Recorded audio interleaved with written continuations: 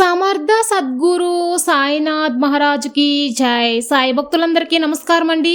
అందరూ ఎలా ఉన్నారు ఫ్రెండ్స్? మన సాయినాథుని దయ వల్ల అందరూ సంతోషంగా ఉంటారు అని మనస్ఫూర్తిగా కోరుకుంటూ ఈ రోజుటి వీడియో స్టార్ట్ చేయబోతున్నానండి. ఇక ఈరోజు వీడియోలో మనం చూడబోయేది ఏంటంటే, బాబా గారు ఒక మంచి సందేశాన్ని అందిస్తున్నారండి. ఆ సందేశం మన జీవితాన్నే మార్చేస్తుందన్నమాట.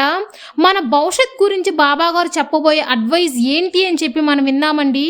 బాబా గారు ఏం చెప్తున్నారంటే, నీ భవిష్యత్తును రాశాను తల్లి, నువ్వు విను బిడ్డ, ఆనందిస్తావు, ఎలాంటి పరిస్థితుల్లో నువ్వు వదులుకోకు అని బాబాగారు సందేశాన్ని అందిస్తున్నారండి.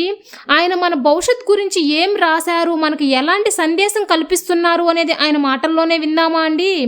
బాబాగారు ఏం చెప్తున్నారంటే, నీ భవిష్యత్తును తీర్మానించాను తల్లి, నీ జీవితం ఇక ఆరంభం అవుతుంది అని అనుకోకు. నీ జీవితం తీర్మానం జరిగిపోయింది బిడ్డ. ఇప్పుడు నీ జీవితంలో ఏరుగా, నదిగా, సముద్రంగా నిర్ణయించబడింది. ఏంటి బాబా, నా జీవితం నిర్ణయించేసావా అని అనుకుంటున్నావా తల్లి?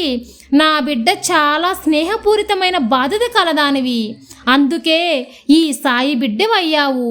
ఈ సేవ బంధాన్ని మనసులో నిలుపుకొని నమ్మకంతో ఉండాలి అని ఇన్ని సోదరులు ఇచ్చాను తల్లి. ఇప్పుడు పరీక్షలు రాబోతున్నాయమ్మా, అంతే. పరీక్ష రాశాక విజయం చూడబోతున్నావు. పరీక్షలు రాశాక మంచి మార్కులతో నువ్వు సాధిస్తావు. అదే ఇక మీద అర్థం చేసుకుంటావు తల్లి. కానీ ఒక్కటి చెబుతున్నా విను, నీ జీవితంలో డబ్బు అనే మాట రూపంలో మాత్రమే ఉంచు, దానికి ముఖ్యత్వం ఇవ్వకు.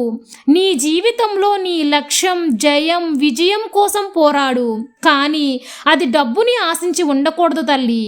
ఎందుకంటే ఒక మనిషిని తనకి మించి డబ్బు ఉంది అంటే అది తనకి కావాల్సిన ఆస్తి కాదు. ఆ వ్యక్తి ద్వారా భగవంతుడు ఇతరులకు సాయం చేయమని చెప్తున్నారు అని అర్థం చేసుకోవాలి బిడ్డ. నీకు మించిన ఆస్తి నీది కాదు. నీ జీవితం నిన్ను దాటి వస్తుంది. నువ్వు నీ బాధ్యతగా ఉండు. నీకు నాకు ఉన్న సంబంధం మాటల్లో వర్ణించలేనిది తల్లి. నేను ఒక ఫకీరు. నాకు ఇల్లు, వాకిలి, సొంతం, బంధం ఎవ్వరూ లేరు. నన్ను మీరి ధ్యానంలో ఉన్నా కూడా నిన్ను మర్చిపోకుండా ఉన్నాను బిడ్డ. నేను నీ దగ్గర ఆశపడేది నీ ప్రియమైన భక్తి మాత్రమే, నమ్మకం మాత్రమే తల్లి. ఎప్పుడో రాబోతున్న నీ భవిష్యత్ గురించి ఇప్పుడు ఆలోచిస్తున్న దానిలో ఒక అర్థం కూడా లేదమ్మా. ఇప్పుడు ఎంత వేసవి ఎండగా ఉన్నా తర్వాత వసంతకాలం వస్తుంది. అలాగే ఇప్పుడు నవ్విన వాళ్ళు తర్వాత ఏడవక తప్పదు బిడ్డ. ఇప్పుడు బాధపడి కన్నీరు కారిస్తే తర్వాత ఆనంద రోజులు తప్పక వస్తాయమ్మా. ఇది ప్రకృతి చెప్పే నీతి, ఎవ్వరూ మార్చలేరు. ఇప్పుడు నువ్వు కన్నీరు మాత్రమే చూస్తున్నావు, కానీ నీ కన్నీరు ఒకరోజు ఆనంద బాష్పాలు అవుతాయి తల్లి. నీ కన్నీరు ఆవిరయ్యే రోజు వస్తుంది. కన్నీరు కార్చే అవసరమే రాదు బిడ్డ. అర్థం కాలేదా? కన్నీరు లేని జీవితం రాబోతుంది. నువ్వు అలా జీవించబోతున్నావమ్మా. నువ్వు అనుకున్నట్టు నీ భవిష్యత్ ఉన్నా కూడా అది నన్ను అనుమతిస్తేనే జరుగుతుంది. కష్టపడకు తల్లి. నువ్వు పడబోతుంటే పట్టుకోవడానికి, మనసు విరిగినప్పుడు ధైర్యం చెప్పడానికి, ఒంటరిగా కన్నీరు కార్చేటప్పుడు నీ కన్నీరు తుడవడానికి నీ తండ్రిని నేను ఉన్నాను కదా బిడ్డ. ఇప్పుడు నువ్వు కన్నీరు కార్చావు, ఓటమి సరిచూశావు అంటే నీకు జయం రాబోతుంది. నీ కన్నీరు ఆనంద బాష్పాలుగా మారబోతున్నాయి అని అర్థం తల్లి. విజయం నీకు చేరుతుంది అని చెప్పడానికే నేను వచ్చాను. ఇక ఒక్కరోజు కూడా భయపడవద్దు తల్లి. నీ భవిష్యత్ నా చేతుల్లో ఉందమ్మా. నువ్వు సిరి సంపదలతో సంతోషంగా ఉండే రోజులు వచ్చాయి.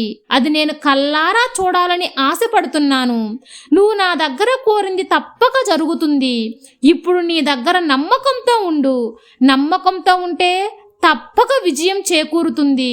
నీ సాయి తండ్రి ఆశీస్సులు నీకు ఉంటాయని చెప్పడానికే నేను వచ్చాను తల్లి.